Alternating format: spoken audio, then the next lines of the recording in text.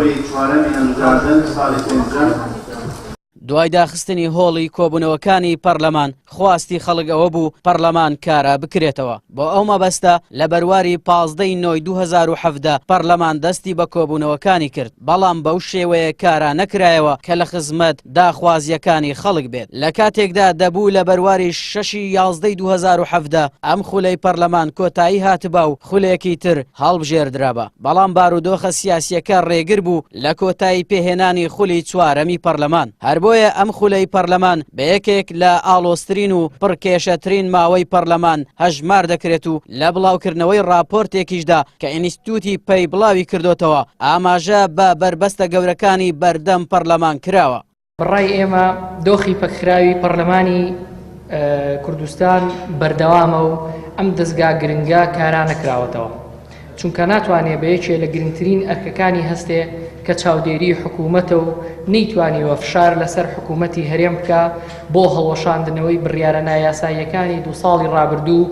دەربارەی پاشەکەوتی موچە و کەمکردنەوەی بۆ چارەک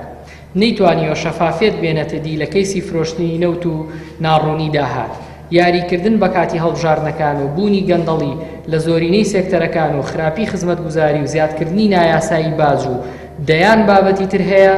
کە پەرلەمان لە ئاستیدا بێدەنگە. ئەندامێکی خولی پێشووی پەرلەمان کە سەرپەرشتیاری کاری پرۆژەکەی کردووە دەڵێت حکوومەت و حیزبە باڵا دەستەکان هەمیشە ویستویانە عیب و عارەکانیان و گەندەڵیەکانیان لە ڕێی پەرلەمانەوە پەردەبۆش بکەن بۆیە زۆربەی ئەو بڕیارانەی کە حکوومەت دەری کردوون دەکرا خۆی ڕەتیان بکاتەوە بەڵام پەرلەمانیان بۆ مەرامەکانیان بەکارهێناوە. بەداخەوە پەرلەمان نەیتوانیەوە بە ڕۆڵی خۆی هەڵسێت بە شێوەیەکی گشتی پەرلەمان نەکرد ئەم خولەکانی تریش وەکو پێویست نەیانتوانیوە بە ئەرچی سەرشانی خۆیان هەڵبستن ئەویش بەهۆی ئەو بارودۆخە سیاسیە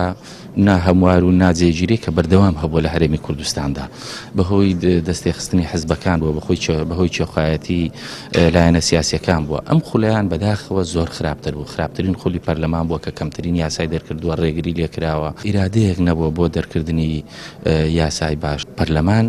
دەبوایە حکوومەت بانگ بکات لێ پێچینەوەی لەگەڵدا بکات نەوەکە بەم شێوازە هەڵسوکەوت بکات. ئەندامێکی پەرلەمانیش لە فراکسیۆنی کۆمەڵ دەڵێت هەموو هەوڵێکیاندا تاوەکو زۆرترین پرۆژە لە بەرژەوەندی خەڵک پەسەند بکەن بەڵام ڕێگریەکانی حکوومەت و دەسەڵات و ئەوانەشی پاڵپشتیان بوون هەمیشە ڕێگر بوون لە بەردەم کارەکانیان دەشڵێت پێویستە هەوڵ بۆ هەڵبژاردنێکی خاوێن بدرێت تاوەکو خولێکی کارای پەرلەمان کێشەکان وەلانێت. پەرلەمان نەیتوانیوە بە ڕۆڵی خۆی هەستێ بە تایبەتی ئەو هەموو قەیرانی کە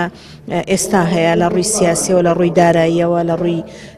تەنانەت کۆمەڵایەتیەوە قەیرانەکان زۆر قوڵتر بوونەتەوە و پەرلەمانیش نەیتوانێت لە ئاست داخوازی خەڵکا بێ ئەم خولەی پەرلەمان خولێکی نائاسایی بوو و نەتوانراوەکو پێویست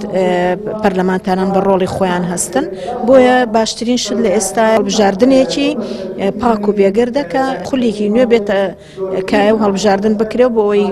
کۆتایی بە بەشێک لەو کێشە و لەو قەیرانانە بێت کە ئێستا هەیە. یەکێک لە پرۆژە گرنگەکانی حکوومەت کە بڕیار بوو لەلایەن پەرلەمانەوە شەرعیەتی پێ بدرێت ئەویش پرۆژەی چاکسازی بوو لە خانەنشینی موچە و ئیمتیازاتەکانی بەڵام بە وتەی پەرلەمانتاران و راپۆرتی ئینستیتوتی پەی تەنها مزایەدەیەک بوو بەسەر پەرلەمانتاران تاوەکو بەشێک لە پەرلەمانتاران لە ناو خەڵکدا بشکێننەوە و دواتریش هەر لەلایەن دەستەی سەرۆکایەتی کە یەکێتی و پارتی سەرۆکایەتی دەکەن پرۆژەکە بۆ کاتێکی نادیار گەڕێندرایەوە پەرلەمان ئەوەی خەڵکو و ڕەخنەگران ئاماژەی پێ دەکەن لە ماوەی ئەم خولەدا هەوڵ دراوە هەڵەکان بە پەرلەمان ڕاست بکرێنەوە و دەستگای پەرلەمانیش وەک دامەزراوەیەک بەبێ ئەرزش نیشان دراوە.